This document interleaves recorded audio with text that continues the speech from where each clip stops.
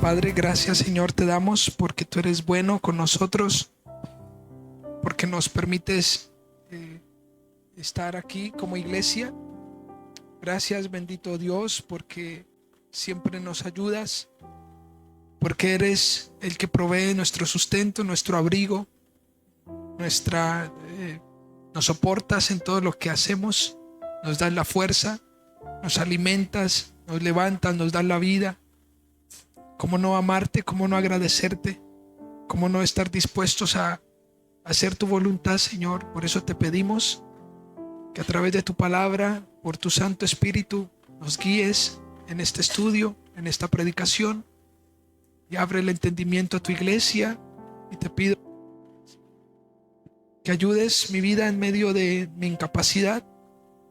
Te damos toda la gloria, quedamos en tus manos, oh Señor, en Cristo Jesús, amén y amén. Bueno, familia, quiero invitarlos, por favor, para que abramos nuestra Biblia en Efesios capítulo 3. Esta semana les cuento como una ilustración. Esta semana estuve pues viendo una ¿cómo se llama? Una propaganda, ¿sí? Y aparecen varias personas famosos promocionando un agua, una botella de agua, ¿sí? Y esa botella de agua se llama Vida 7, Vida 7. Entonces en la propaganda dicen de que pues se llama Vida 7 porque se pasa por 7 filtros el agua, ¿sí? Entonces entre más se pase por los filtros, pues más pura es, dicen ellos, ¿sí? Entonces ellos ahí dicen por los iones, por los minerales, se pasa por las cosas de luces. Bueno, ellos dicen ahí unas cosas. Y todo eso dando a entender de que el agua es pasada por varios filtros para que salga más pura. ¿Están conmigo? Para que salga más pura. Dicho esto, la predicación tiene dos propósitos, o más bien dos propósitos, no, sino a través de la predicación podremos hacer dos cosas: o purificar la iglesia, o simplemente ignorar cosas y tolerar cosas en la iglesia. ¿Están conmigo? Una cosa es predicar para santificar la iglesia, para purificar y filtrar, y cada vez que hayan más filtros para que los corazones sean más puros. Cuando Jesús está orando por sus discípulos, dice: santifícalos en tu verdad. Entre otras cosas, si nuestro corazón no se filtra por la palabra, entonces nuestro corazón no será puro. ¿Están conmigo? Si nuestro corazón no está en la palabra, nuestro corazón no podrá santificarse a la manera de Dios. Dios está esperando que todos los creyentes vengan a su palabra. ¿Están conmigo? La iglesia debería sumergirse en la palabra del Señor. El punto de partida de nuestras decisiones es la palabra del Señor. De esa manera, pues noto que a veces uno dice: wow, pero ¿y dónde están los creyentes que les gusta y que son edificados por la palabra? Pues bueno, parece que hoy día muchos creyentes simplemente se conforman con cantar canciones, con venir a la iglesia. Pero ¿cuán importante es la disposición de entender las escrituras? Todo lo que se hace en el servicio al Señor es importante. Desde las 8 de la mañana que inicia el servicio en nuestra iglesia hasta que terminamos es importante. Hasta los pan de bonos que nos comemos es importante. Todo está en la iglesia en la cual pastoreo. En esta iglesia está, y tratamos de que esté totalmente en una estructura y bien consciente de las cosas. Dicho esto, les digo de que todo es importante. Reitero, hasta los pan de bonos que nos comemos, porque en ese tiempo nos permitimos hablar de la semana, nos permitimos contarnos cosas, compartir un instante, que no lo hacemos durante la semana. Así que si alguien tiene la disposición, el propósito de filtrar su corazón y de santificar su vida, pues debe ir a las Escrituras. Ahora, hay dos caminos.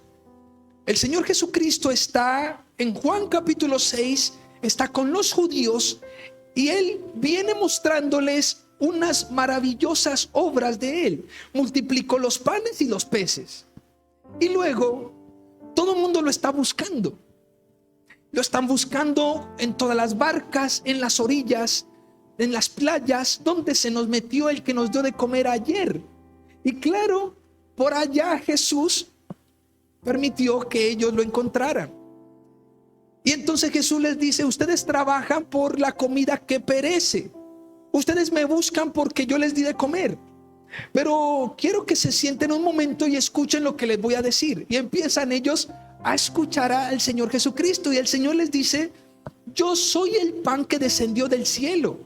Y ellos dicen: pero este es como raro, este es un loco ahí este es otro loco que viene a tratar de llevarnos a otro lado. No, nuestro Dios es el Dios de Abraham. Y empieza él los judíos a pensar y a maquinar cosas.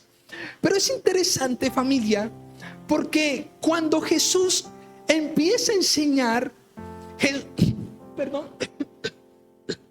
Jesús empieza a enseñar, Jesús permite dos cosas: o que los oyentes y los corazones sean filtrados definitivamente por su palabra, o simplemente den la vuelta y se despachen y se vayan.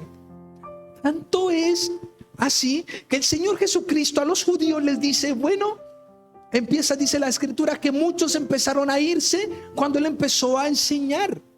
Y Él se voltea y les dice a los discípulos: hey, si ustedes también se quieren, ¿qué? ¿Se quieren ir? Pues la puerta, ¿qué? La puerta está abierta, yo no los detengo. Y entonces Pedro sale adelante y le dice: ¿cómo se te ocurre? ¿A quién iremos sino qué? A ti, solo tú tienes palabras de vida eterna. La predicación tiene resultados: o la gente sale simplemente sin saber y sin querer el compromiso que Dios demanda, o simplemente desea y en firme convicción empieza a decir: yo quiero más, Señor, ¿a dónde iré si solamente tú tienes palabras de vida eterna? Yo no me voy de tu lado, yo quiero estar contigo. Y empieza a pegarse. Pues bueno, quiero mencionarles el título de la predicación, porque esto es una breve introducción. Una iglesia sana es una iglesia perfecta. Una iglesia sana es una iglesia perfecta.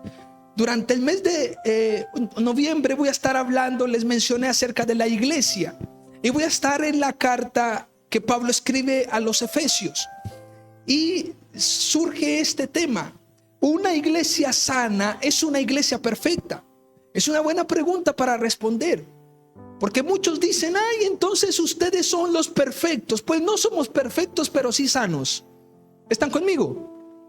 No estamos por completo terminados, pero sí estamos en un proceso de santificación que es diferente. Y sí somos sanos, y sí procuramos nuestra sanidad, y sí batallamos contra lo que nos dice la Escritura que debemos batallar. Pues permítame entonces, les doy estos apartes que he escrito. Dice, antes de leer el texto, dice: cuando el mensaje, escuchen esto, es interesante, cuando el mensaje de la iglesia es similar al del mundo, entonces el mundo podrá escoger qué mensaje ha de escuchar e irá cambiando de acuerdo a la temporada. Cuando el mensaje de la iglesia es igual al mensaje que está afuera en el mundo, pues la gente de afuera dirá: pues voy o no voy a la iglesia. Igual, pues es lo mismo. ¿Están conmigo? Se presenta, no sé, Pepito Pérez en el Jorge Isaac, entonces todos corren para allá, ¿verdad? Pues bueno, puede que se presente, pero la iglesia debe entenderse como un grupo de personas y una congregación que glorifican y buscan con todo su corazón al Señor. ¿Están conmigo? La iglesia no es una actividad, no es un evento, no es una reunión simplemente cada domingo. La iglesia es un grupo de personas que se santifican para glorificar el nombre de Jesucristo. ¿Están conmigo? Escuchen esto. El mensaje podrá ir cambiando de acuerdo a la temporada. Si el mensaje de la iglesia es igual al del mundo. Yo les pregunto, ¿qué es lo que ustedes escuchan afuera que es diferente a lo que escuchan acá? ¿O qué ustedes escuchan acá que es similar e igual a lo que escuchan afuera? Pues para escuchar esa predicación, para eso simplemente conecto, no sé, cualquier otra cosa o voy para otro lugar. Le aseguro que si usted se va para un paseo, pues usted no va a recibir lo mismo que recibe en la congregación. La iglesia debe tener un mensaje claro, y el mensaje claro de la iglesia es: Jesucristo murió en una cruz, resucitó al tercer día y ha escogido a personas para que sean santos y sin mancha delante de Él. ¿Están conmigo? Ahora, escuchen esto. Pero cuando el mensaje de la iglesia es conforme a las Escrituras, entonces no será una opción escucharlo, sino una necesidad. No cambiará, sino que permanecerá. Entre otras cosas, si a lo mejor alguien dice: pues yo me levanto de la silla y me voy de la iglesia, no vuelvo más. Pasarán los años, y si Cristo no ha venido por su iglesia, permítame decirle que el mensaje será ¿qué? El mismo. El mensaje y el contenido del mensaje será ¿qué? El mismo. El problema no es el mensaje, el problema somos nosotros. Es interesante considerar esa palabra que dice que el cielo y la tierra pasarán, pero su palabra no pasará. ¿Cómo que su palabra no pasará? Claro, nosotros nos podemos mover para allá, para acá. Podemos estar de acuerdo hoy, podemos no estar de acuerdo, pero el mensaje simplemente es el mismo. Cristo es el Señor. Cristo vino y murió por nuestros pecados. Pastor, ¿pero qué? ¿Será que en 10 años ha cambiado un poco la predicación? Pues no. La Biblia dice que ella permanece para siempre. Y si la Biblia dice que permanece para siempre la palabra del Señor, entonces su mensaje siempre va a permanecer ¿qué? Para siempre. Escuchen por favor, nosotros no somos pecadores por temporadas. Es que la Biblia siempre hablando de pecado, que nosotros pecamos contra Dios, pero no hay otro mensaje a lo mejor. Pues sí hay un mensaje de esperanza, claro. Pero así nos vamos y nos ausentemos de la iglesia 20 años. La iglesia en 20 años deberá predicar ¿qué? El mismo mensaje. El hombre es pecador. El hombre necesita de Dios. El hombre está muerto si no está en Cristo. Es el mensaje que no cambia. Ahora escuchen esto. Cuando la iglesia es de Pepito Pérez, el mensaje podría ser ajustado a los Pepitos Pérez. ¿Están conmigo? Cuando la iglesia es de Pepito Pérez, entonces el mensaje podrá ser fácilmente ajustado a ellos. ¿Están conmigo? A los oyentes. Hoy en día tenemos iglesia de Juanito y de Perencejo, pero no de Cristo. La Biblia habla de la iglesia de Cristo. La Biblia no habla de la iglesia del pastor Julanito y Sultanito, la iglesia de Cristo. ¿Están conmigo? Pues bueno, es que haya pastorea el pastor tal, bien, lo reconocemos, está bien. Pero la iglesia debe ser ¿qué? De Cristo. Y si la iglesia es de Cristo, el mensaje de Cristo debe ser ¿qué? Proclamado.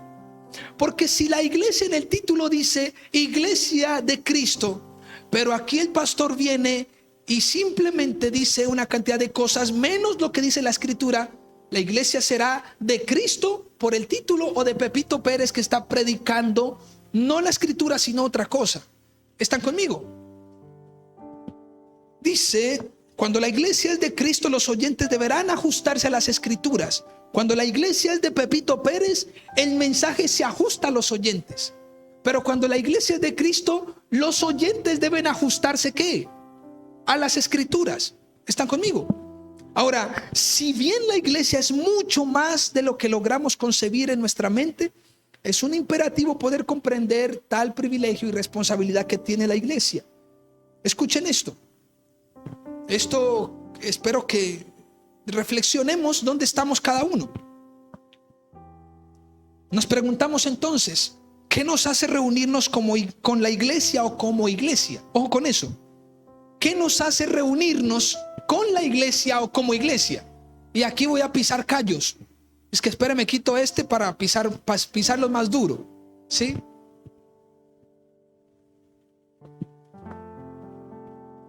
Esta semana estaba hablando con alguien y me dicen, ay, John, y si usted dice eso, y los pastores y la gente, ¿qué? Le digo, pues es mejor obedecer al Señor que a los hombres. Yo estoy aquí para predicar la palabra del Señor y para purificar la iglesia. ¿Qué nos hace reunirnos con la iglesia o como iglesia? Que son dos cosas diferentes. El que se reúne con la iglesia, de seguro su motivación será diferente a Cristo. El que se reúne como iglesia, su motivación, amor, disciplina será Cristo. ¿Cuántos lo entendemos?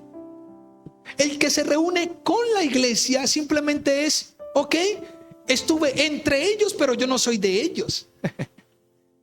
Estuve con la iglesia, pero yo como no soy la iglesia.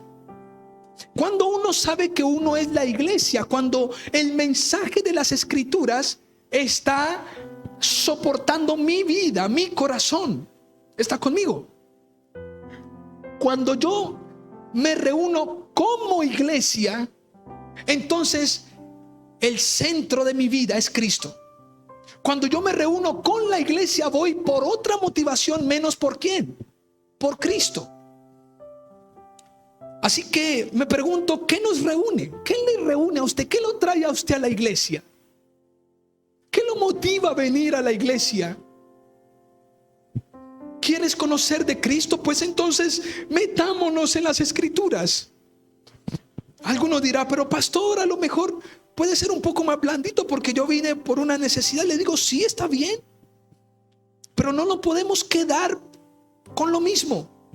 Si yo vine por una necesidad y me trajo una necesidad, pues debemos crecer y el mensaje mismo nos debe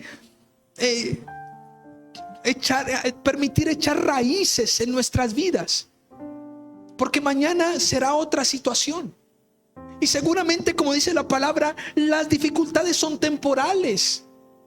Y seguramente mañana vamos a pasar dicha dificultad. Y cuando pase la dificultad, entonces te veremos ¿qué? Te veremos despedirte de la iglesia. Y cuando viene y vuelve otra vez la dificultad, entonces vuelves si apareces en la iglesia. Hola, otra vez aquí. La iglesia de Cristo es una iglesia que glorifica a Dios, adora a Dios, como dicen por ahí, en las verdes y en las maduras. Cuando hay abundancia y cuando hay escasez. En todo momento sé vivir en el Señor. Dice Pablo en Filipenses, en la abundancia sé vivir, en la escasez sé vivir. Cuando hubo todo, sé vivir. Nada cambió mi vida, nada sedujo mi corazón. Y cuando no había nada, tampoco nada, en nada me enredé. Cristo mi Salvador, Él es mi Señor, Él es mi proveedor. ¿Qué buscas en una iglesia entonces? Quizás no has pensado en esta pregunta recientemente. Ve, ¿verdad? ¿Yo por qué voy a la iglesia, no? Ve, tan cierto lo que dice el pastor. ¿Será que el pastor no quiere que yo esté en la iglesia? Con ese mensaje del domingo, ¿será que el pastor no quiere que yo esté en la iglesia? Pues sí quiero, pero mi deseo es que usted y que nosotros nos reunamos como dicen las escrituras. Que seamos la iglesia, una iglesia sana. No una iglesia simplemente amañada, donde Cristo no es el centro.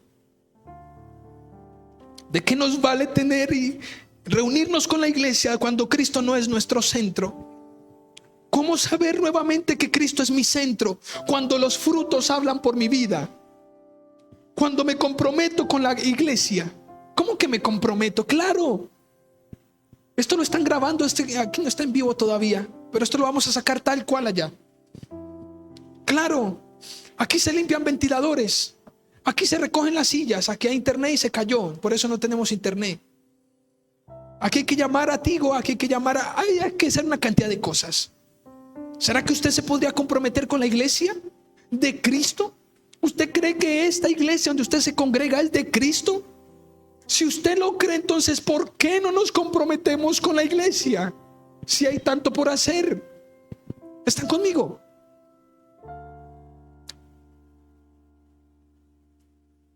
¿Cómo luce una iglesia ideal? Piensen en esto. ¿Cómo luce una iglesia ideal para ustedes?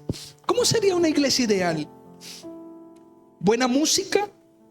Música que muestra que el grupo ensayó y preparó las canciones. Pues imagínese usted viniendo a la iglesia y encontrar al pastor cantando con esa voz de tarro y a Aurorita, ambos desafinados, y Salomé también apenas empezando su proceso.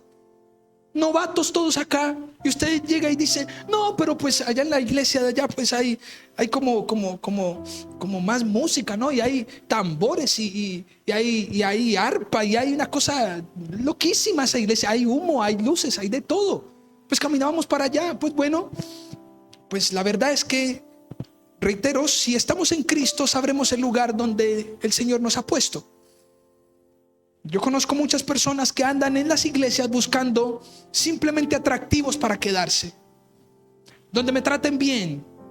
Eso es evangelio egocentrismo. Eso es egocentrismo.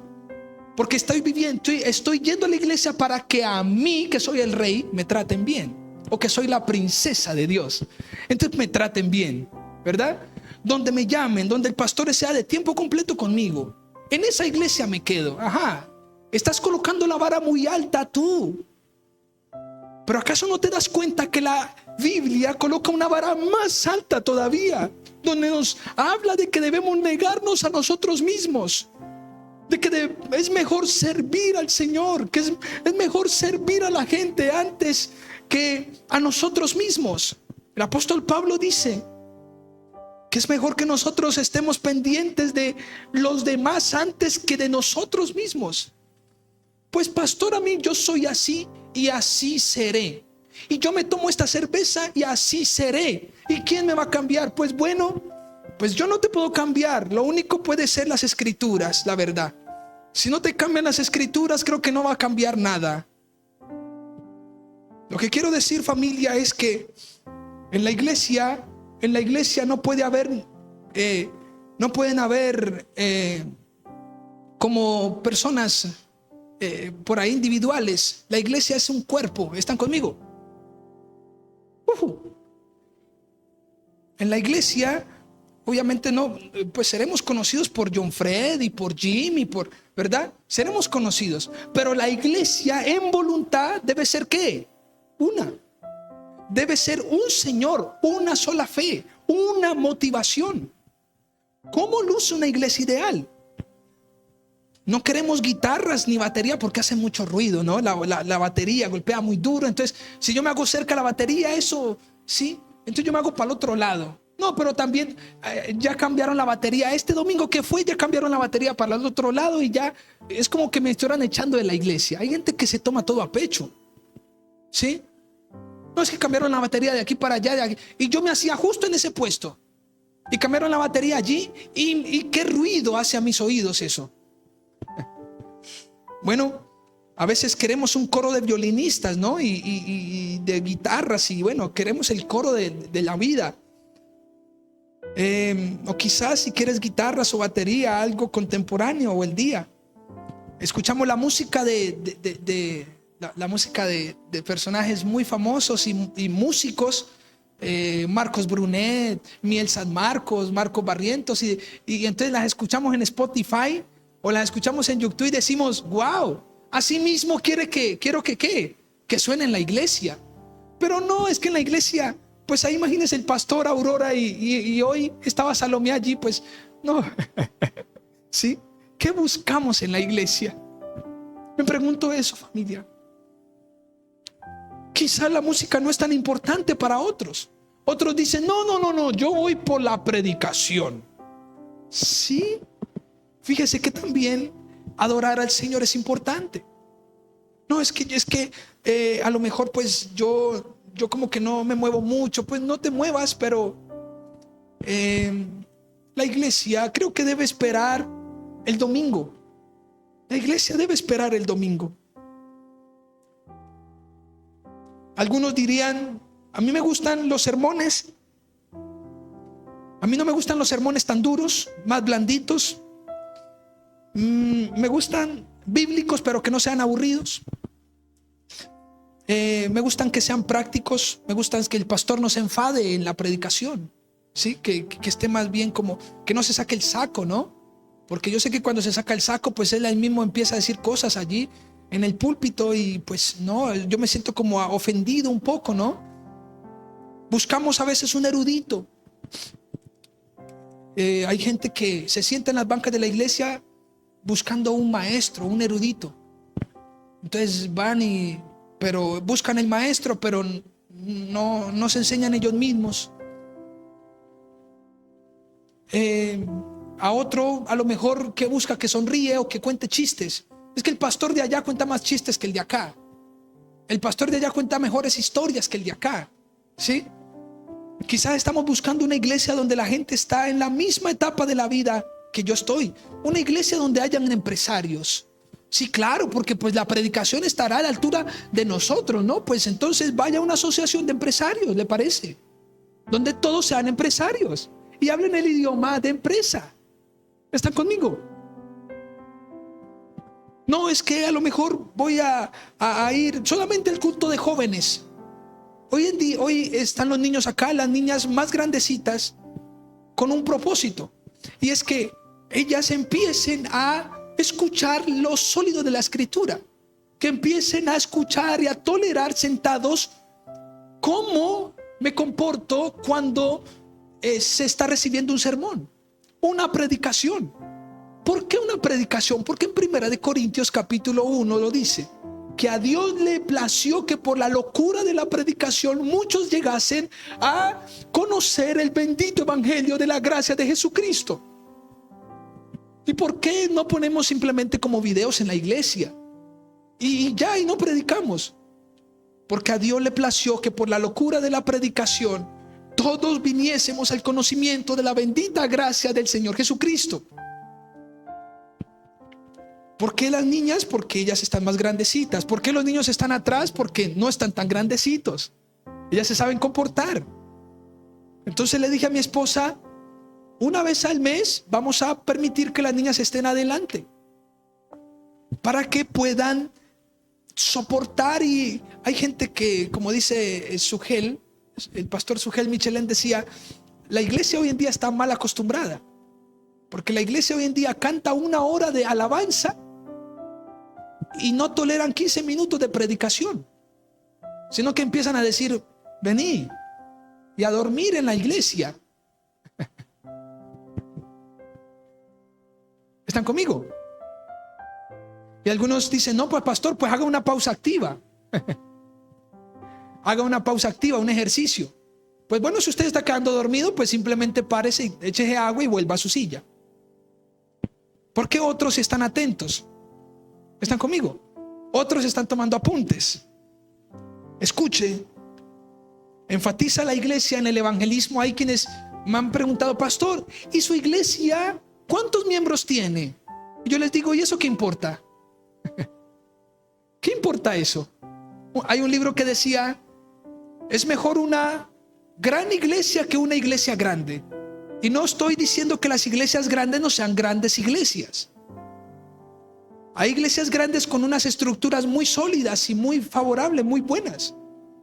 Pero a veces nosotros como que buscamos el número, ¿no?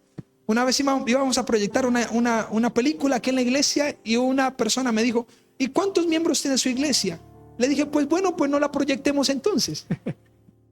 Porque seguramente con la actitud vamos a encontrarnos 3 y a lo mejor no va a ser bien recibida por usted.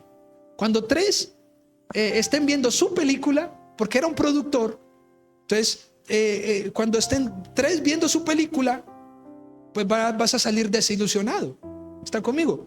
¿Cómo que 3 recibieron mi película? Buscamos una iglesia y preguntamos si hace énfasis en misiones, si hace énfasis en el evangelismo, si son los niños. ¿Ustedes tienen niños ahí en la iglesia? ¿Hace énfasis en ayudar a los pobres? En algún momento me dijeron, ¿ustedes tienen jóvenes? Les dije, pues bueno, vamos caminando conforme a lo que el Señor vaya proveyendo. Si Dios nos ha provisto hoy niños en la iglesia, hoy tenemos semillitas. ¿Por qué? Porque tenemos nuestros niños.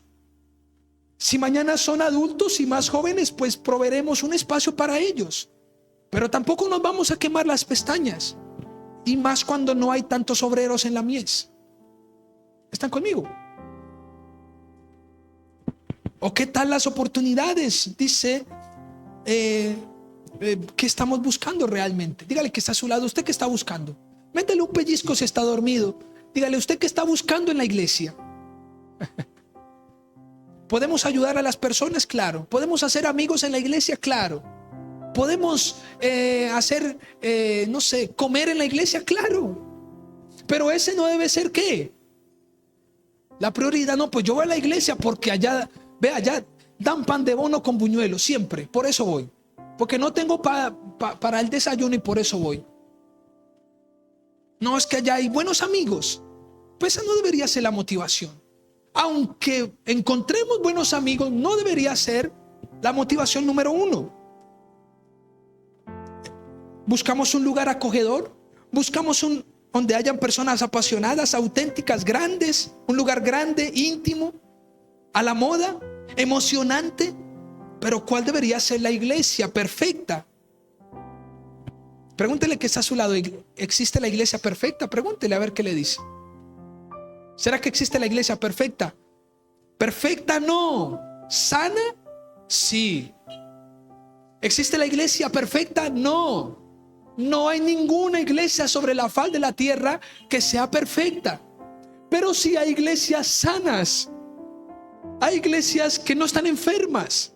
Hay iglesias que no toleran o que viven conforme a las escrituras. Hay iglesias que sus miembros saben a qué vienen a la iglesia. La iglesia no ha sido perfeccionada aún. Aquí estamos una cantidad de imperfectos. Aquí no hay ni uno Aquí todos somos imperfectos, incapaces, frágiles. Aquí todos, si no fuera por Cristo, no fuéramos útiles. Si no fuera porque Cristo hubiese metido su mano en nuestro corazón, no hubiésemos sido buenos esposos, ni buenos padres. Aquí todos estamos en un proceso. Estamos tratando de sanarnos. Estamos tratando de santificarnos. Esa debe ser la motivación de ir a la iglesia. Quiero edificarme en la palabra para poder ser sano. Porque quiero que Dios me sane el corazón. Porque no quiero guardar rencor, no quiero guardar odio. Porque quiero pelear contra lo que necesito pelear. Combatir contra lo que debo combatir. Está haciendo lo que debe hacer porque la palabra de Dios dirige. ¿A cuántos que estamos aquí la palabra de Dios nos dirige?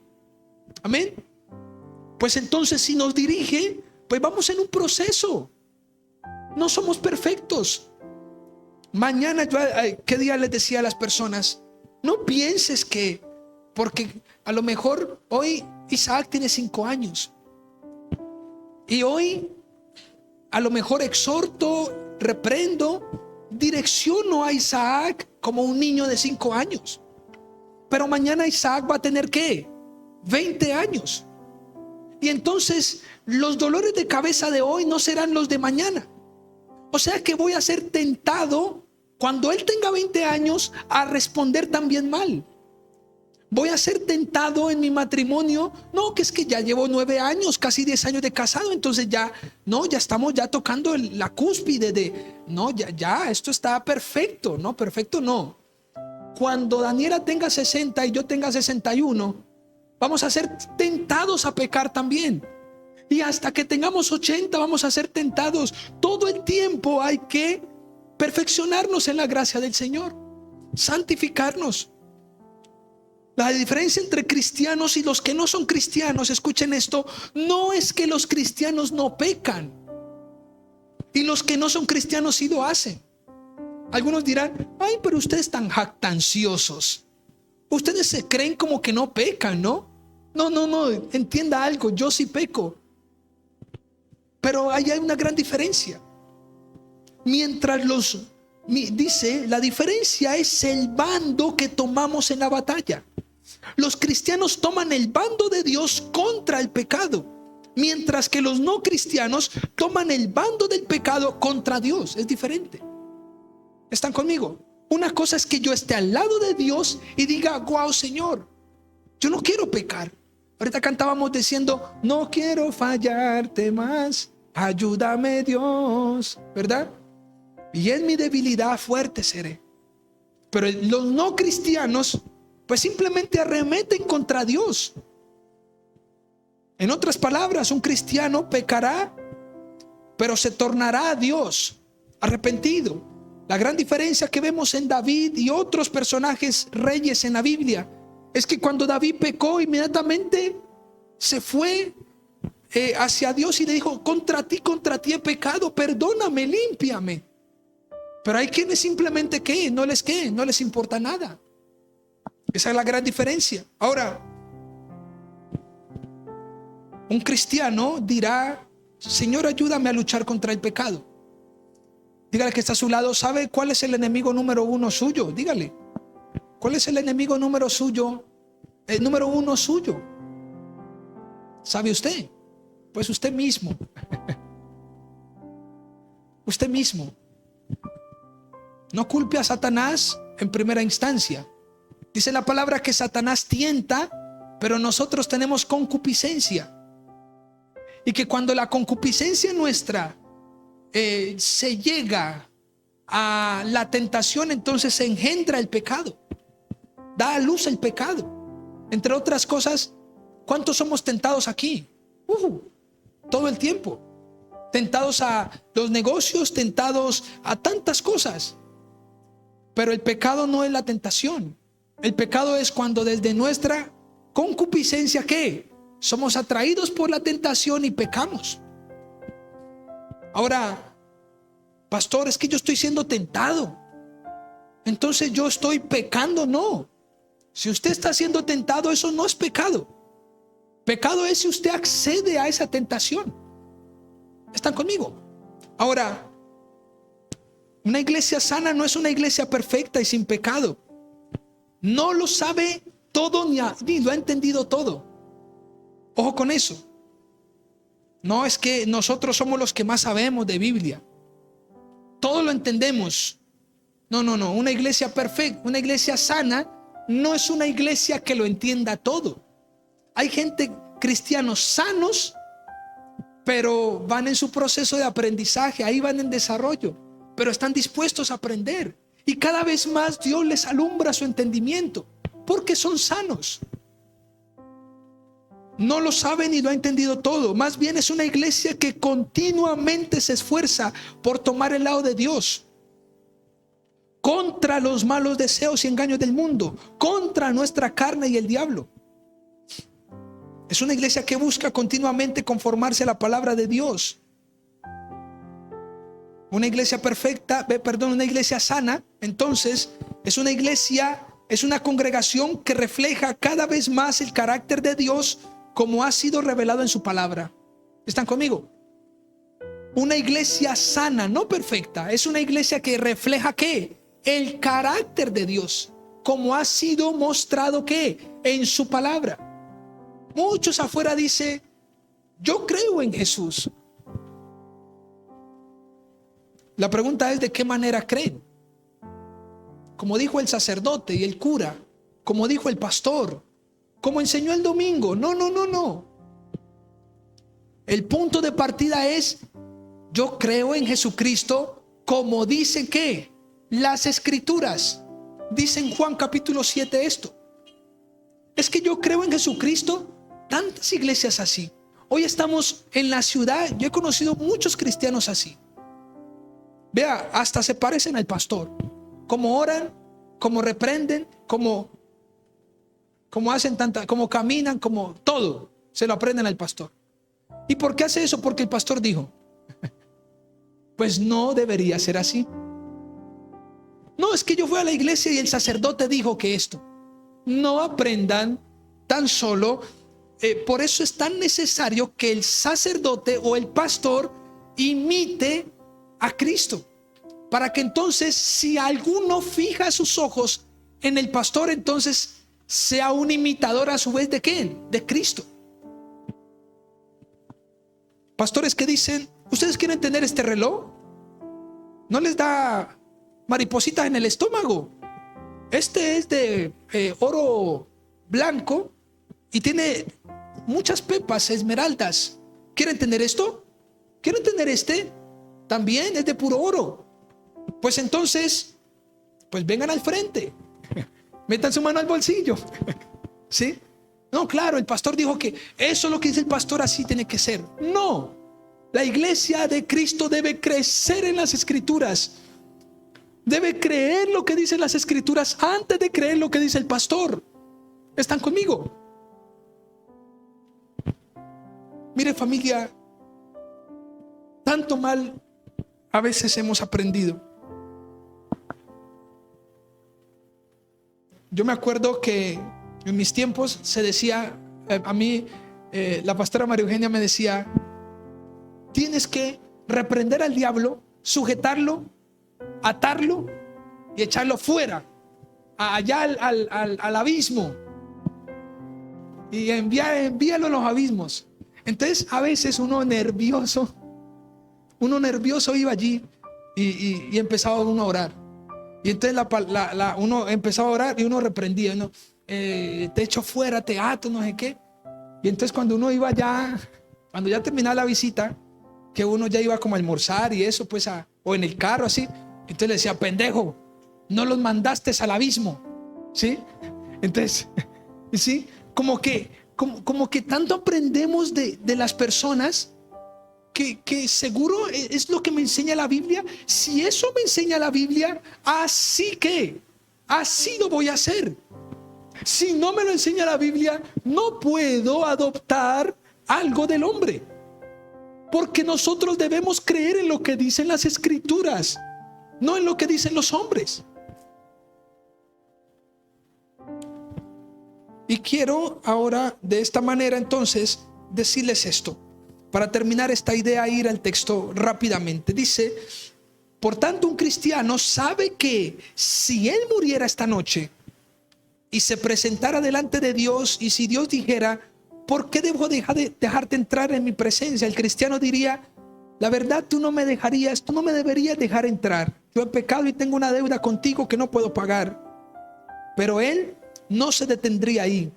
El cristiano continuaría diciendo: sin embargo, debido a tus grandiosas promesas y misericordia, esto es Biblia, yo dependo de la sangre de Jesucristo que Él derramó como sustituto por mí, pagando mi deuda moral, satisfaciendo los requisitos santos y justos y removiendo tu ira en contra de mi pecado. Termino con esto para leer este texto que les menciono por un instante. Dice: ¿qué estás buscando en una iglesia entonces? ¿Buena música? ¿Una atmósfera de actualidad? ¿Un servicio tradicional? Deberíamos de estar buscando esto. Escuchen esto, es corto. Un grupo de rebeldes absueltos de su culpa. Deberíamos ser rebeldes, pero contra el pecado, contra nosotros mismos. ¿Están conmigo? El salmista dice: ¿por qué te abates, oh alma mía? ¿Por qué te elevas? ¿Qué te pasa? ¿Por qué me estás llevando a hacer cosas que no debería yo estar haciendo? Deberíamos entonces buscar un grupo de rebeldes absueltos de culpa, o sea, perdonados, a quienes Dios quiere usar para mostrar su gloria ante todos los ejércitos celestiales, porque proclaman la verdad sobre Él y se parecen cada vez más a Él, santos, amorosos y unidos. Eso es lo que deberíamos considerar. Ahora, quiero que vayan por favor a Efesios capítulo 3, versículo 14. Les menciono esto.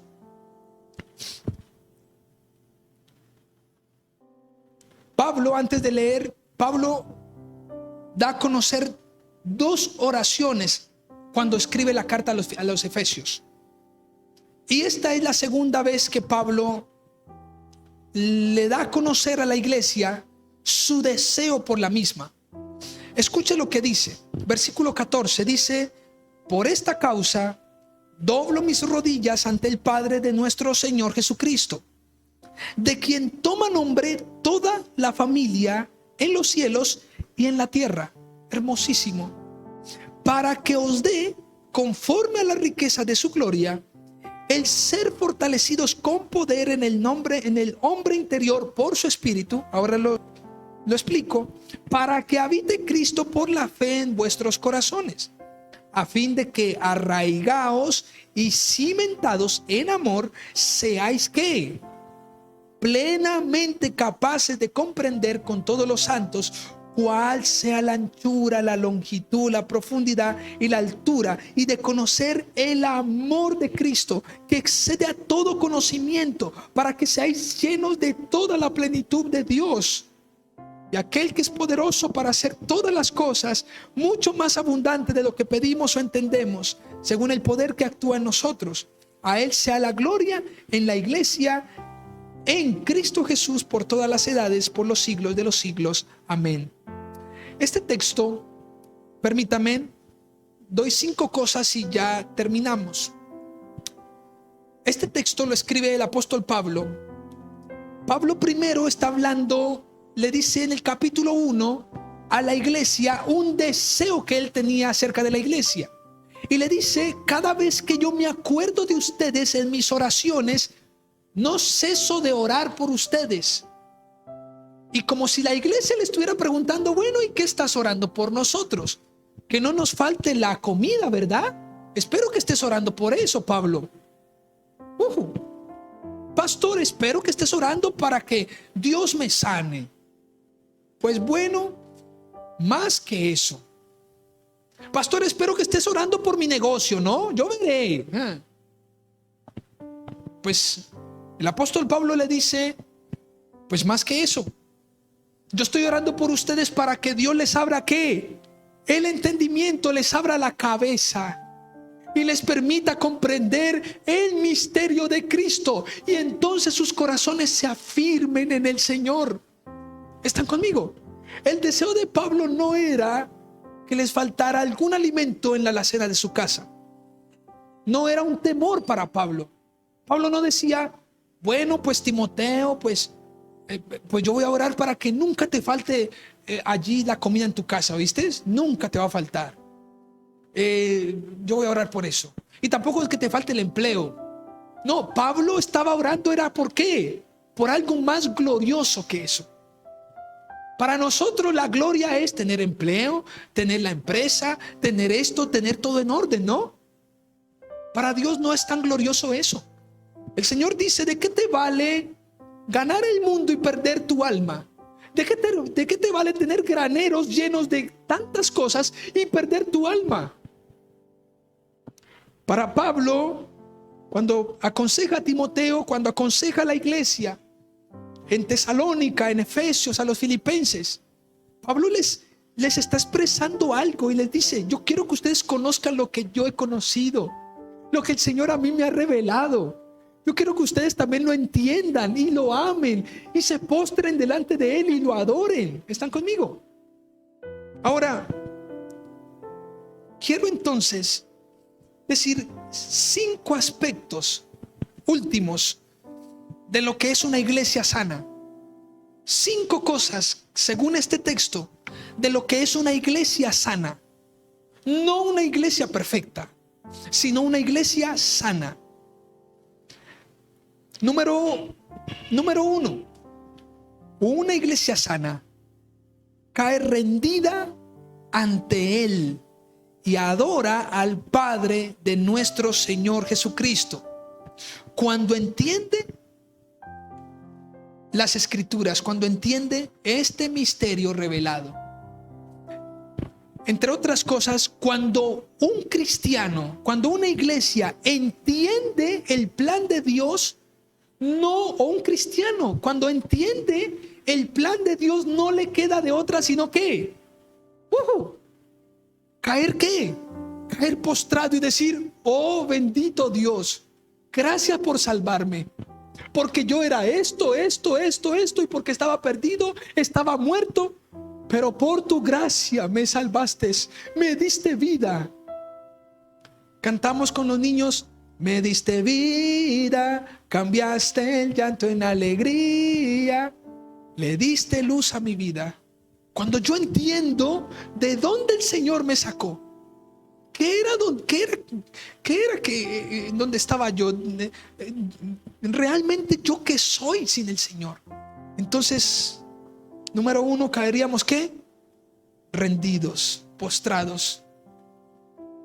Hay algo muy bonito en el creyente que yo en muchos momentos lo experimento, y es, permítame por favor, y es un quebrantamiento. A veces estoy por ahí solo, en el carro, voy solo o me pongo a escuchar música y simplemente tengo que parar lo que estoy haciendo. Simplemente tengo que parar y hacer un alto y decir: Señor, gracias. Gracias por todo lo que has hecho. A veces veo a mi hijo, a Isaac, para los que tenemos niños pequeños. Entonces yo lo veo y lo veo como tan bien formado. En momentos humanamente me da un poco de temor y digo: wow, ¿dónde está creciendo Isaac? ¿Cuáles son los desafíos que se vienen para él? Pero cuando me regocijo en la palabra, entonces entro en reposo y en descanso, y eso me permite vivir confiado. Y entonces oro al Señor y le digo: Señor, gracias, pero tómalo tú, haz tu obra en él, en tu iglesia. Sé que hasta aquí nos has traído, hasta aquí tú has sido bueno, pero por favor, Señor, haz tu obra, aviva tu obra en medio de la iglesia y de mi familia.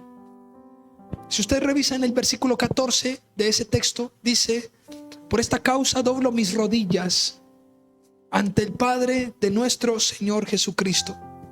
¿Cómo que por esta causa? Pues hace 8 días estábamos leyendo que Pablo en el capítulo 3 está expresando un misterio que fue revelado a él. Y Pablo le dice a la iglesia: hey, iglesia, a mí se me reveló un misterio. ¿Cuál misterio?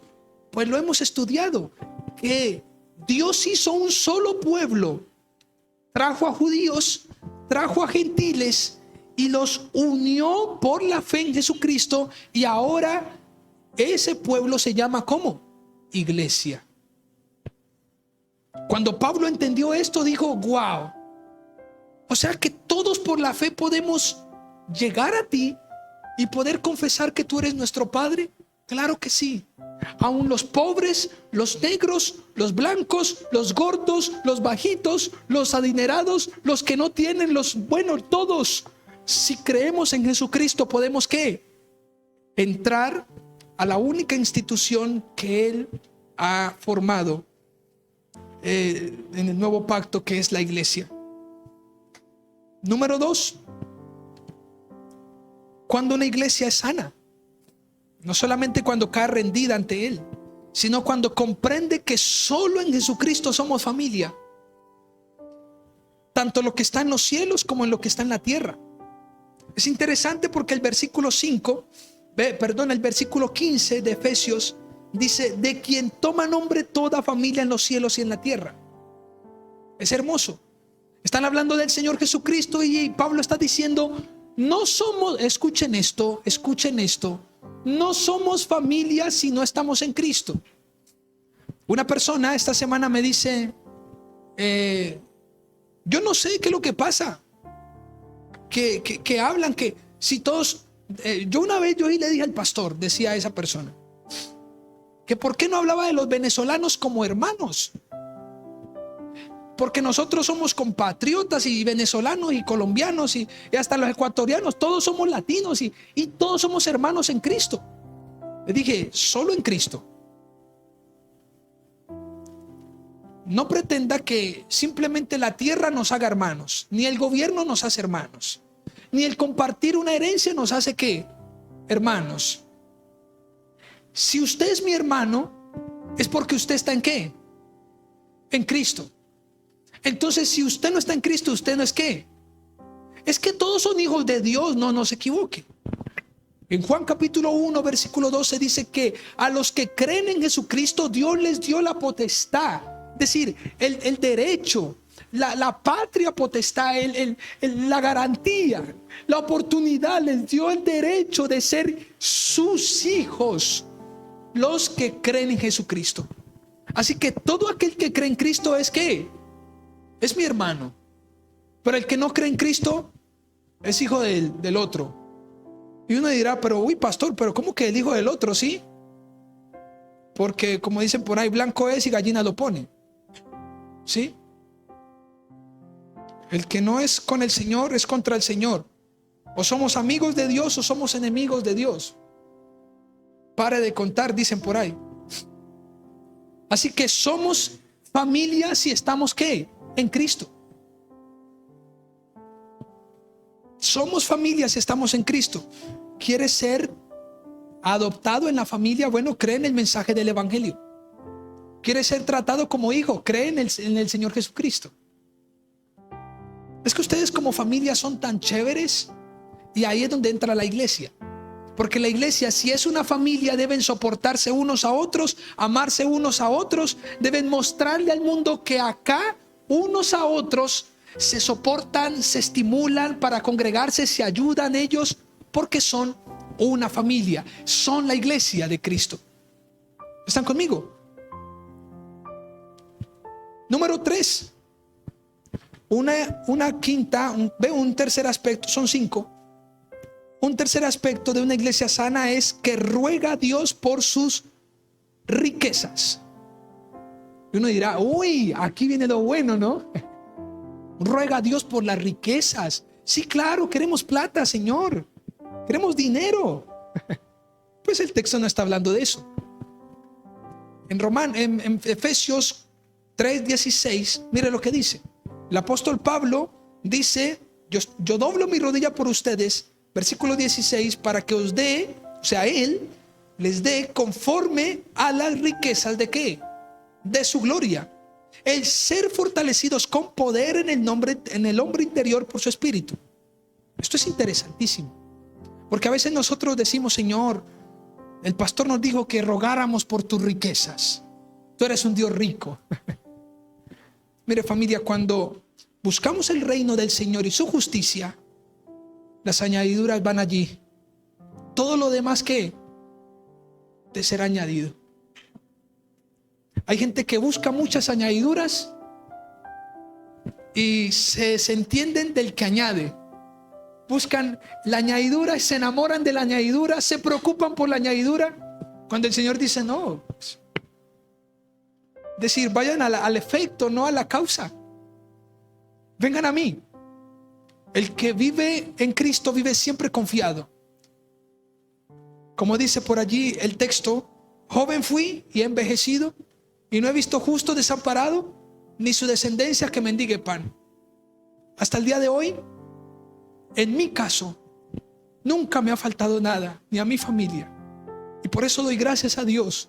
Y no porque yo le ande diciendo, Señor, me hace falta esto, me hace falta, Señor, mírame.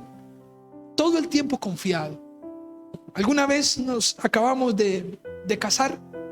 Estábamos recién en el matrimonio, estábamos a unos días, habíamos llegado a la luna de miel. No teníamos ni dónde sentarnos. No teníamos ni sofá, no teníamos nada. Teníamos el juego teníamos el juego de sábanas, no mentiras, más el juego de alcoba también. Lo teníamos ahí. La habitación estaba popocha por el jueguito ese. Los nocheros y todo, bueno. Pero en la sala no teníamos nada, no teníamos nevera, nada. Alguna vez, pues bueno, Señor, vamos a comprar la nevera, pues, hacer el esfuerzo. Entonces hicimos el esfuerzo, está en la nevera. Y nosotros contentos con la nevera. Y no había ni para surtirla. Señor, en ti confiamos. Por esos días a mí se me habían retenido el sueldo en el lugar donde trabajaba. Entonces, no, que es que no han pagado, no, que es que no sé qué, no, que es que espere. Entonces nos postergaban. Y yo ahí como en los rines, pues, como dicen por ahí, en los rines. Y a todas estas estaba como pastor aquí en la iglesia. Yo ya era pastor aquí en la iglesia y yo decía, pero Señor, pastor de la iglesia, y dije, tanta gente que dice que mire los pastores que sobreabundan, que no sé qué, y yo aquí con todo esto, mira, con estos vacíos y tantas cosas. Hoy simplemente recuerdo eso y le doy gracias a Dios, porque supe vivir en medio de la escasez. Supimos vivir en medio de la escasez. Fuimos consiguiendo cositas, Dios nos fue abriendo puertas, Dios nos fue honrando con nuestro empleo, a mi esposa también, a Daniela. Y hoy simplemente tenemos nuestro lugar. No es muy grande, pero es el lugar donde el Señor nos ha entregado. Ahí vivimos, ahí nos amañamos, ahí lloramos, ahí reímos, ahí formamos a Isaac, ahí nos edificamos, ahí cantamos, ahí hacemos una cantidad de cosas. Qué bueno es entender que las riquezas de Dios no tiene que ver con un orar, Señor, dame porque te necesito. ¿Para qué me necesitas? Pues mándame lo que me tienes que mandar porque estoy líquido. Pues no. El apóstol Pablo está hablando acerca de los recursos gloriosos e inagotables que no se comparan con nada en la tierra, que es el gozo, que es su fuerza, que es su presencia, que es su espíritu. ¿Están conmigo? Qué bueno que nosotros podamos decir, yo soy un bendecido por Dios. Y uno diga, pero bendecido, pero vení, pero pues no tenés el dinero que otros tienen. No, pero yo soy muy bendecido. ¿Por qué? Porque si ellos pasan por la misma prueba donde yo pasaría, te aseguro que mi vida reflejaría algo diferente a lo que ellos reflejan. ¿Están conmigo? Algunos simplemente se jactan diciendo, no, es que nosotros somos muy bendecidos. ¿Por qué? Por cosas cuantiosas, ¿no? Uy, Dios lo ha bendecido a él bastante. Wow, mira. Claro, lo ha bendecido porque tiene esto. Ajá. ¿Y cómo está su vida? No, pues ahí de eso no hablemos, pero pues él tiene. Ajá. Lo mejor y lo que enseña la Biblia es que nosotros seamos piedras vivas. Por eso debemos rogar a Dios por sus riquezas de su gloria, las riquezas de su gloria. Señor, ayúdame a permanecer fiel en todo momento. Fortaléceme a través de tu espíritu en mi vida. Pablo oraba por esto en la iglesia. Número 4, otro aspecto que caracteriza a la iglesia, una iglesia sana. Echa raíces profundas en el amor de Dios. Ojo, echa raíces ¿qué? Profundas en el amor de Dios y se mantiene fuerte porque Cristo habita en el corazón. Cuando Cristo habita en el corazón, siempre estaremos ¿qué? Y cada vez que pasemos por diferentes circunstancias, podremos decir, todo lo puedo ¿qué? En Cristo, porque Él me fortalece. Él es mi fuerza. En Él es mi soporte, Él es mi estandarte, Él es mi bandera, Él es mi pastor, Él es mi luz, Él es mi refugio, Él es la resurrección y la vida. Pero hay que echar raíces, familia. Dígale que está a su lado, eche raíces. Eche raíces. En la Reina Valera dice arraigados y cimentados. Como quien dice, las raíces del árbol que broten hacia abajo, que se peguen bien, que eche raíz. En el versículo 17 dice, para que Cristo habite por la fe en vuestros corazones, a fin de que ¿qué? Arraigados y cimentados en amor, seáis plenamente capaces de comprender con todos los santos cuál sea la anchura, la longitud, la profundidad y la altura, y de conocer el amor de Cristo que excede a todo conocimiento, para que seáis llenos de toda la plenitud de Dios. Escuchen esto, familia, para terminar. Ir al punto número 5. Cuando uno conoce el amor de Cristo, uno no vive con temores en la vida. Temores ni a que falte, ni a que sobre. Si el corazón está en Cristo. ¿Por qué? Por una sencilla razón. Porque si falta, sabré que Dios por su amor me sostendrá.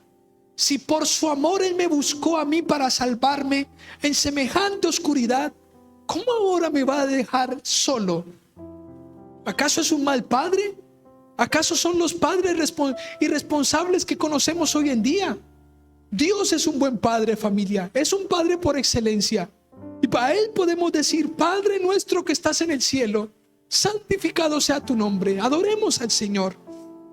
Danos hoy un pan, nuestro pan de cada día. El amor de Dios nos permite vivir con garantía de que somos salvos, con garantía de que estamos ¿qué? Bajo su lupa, que estamos bajo la mira, que cuando oramos Él inclina su oído a nosotros y nos escucha. Salmo 145. El amor de Dios nos permite nosotros decir: wow, Señor, tanto me amas. ¿Quién me podrá separar de tu amor, Señor? ¿Qué es que me dejaron? ¿Qué es que se fueron? ¿Qué es que no? Que el amor del Señor me sostiene. ¿Qué es que no me apoyaron? ¿Que no respaldaron? ¿Que no? El amor de Dios me sostiene. Si estoy en Cristo, Dios por su amor me sostendrá. Y número 5, otro aspecto que nos habla la Escritura es cuando una iglesia es sana, cuando vive esperanzada. Pues Dios puede lograr mucho más de lo que pedimos o entendemos, porque su poder actúa en nosotros. Cuando una iglesia vive ¿qué? Esperanzada. Mire, familia, la iglesia debe vivir sin cobardía, ni a Satanás, ni al porvenir, ni a lo que se venga adelante. ¿Qué es que quedó presidente fulano de tal? ¿Qué es que la guerra? ¿Qué es que? ¿Es que acaso usted es ciudadano de este mundo? Si usted fuera ciudadano de este mundo, pues tema. Y no solamente tema por eso, el caos de la vida, sino que tenga miedo, tenga temor al que lo puede poner en el infierno. El Señor. Tenga temor a su ira. Pero el que está en Cristo, familia, no tiene temor a nada. Porque no somos ciudadanos, aunque vivimos aquí en la tierra. Entonces algunos dirán: ¿pero ustedes son extraterrestres o qué? Pues no, yo vivo en esta tierra, claro. Pero mi confianza, como soy ciudadano, soy del cielo. Soy un pueblo adquirido por Dios. Soy real sacerdocio, nación santa. Él no me dejará. ¿Están conmigo? Él no me dejará a mí.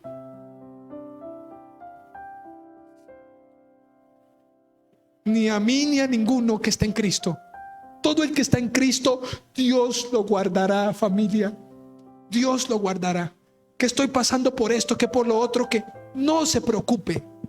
Por nada estéis afanosos, sino que sean conocidas vuestras peticiones con toda oración y ruego en acción de gracias.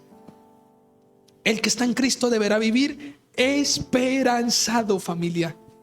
El texto en el versículo 20 dice: y aquel que es poderoso para hacer todas las cosas mucho más abundante de lo que pedimos o entendemos, según el poder que actúa en nosotros.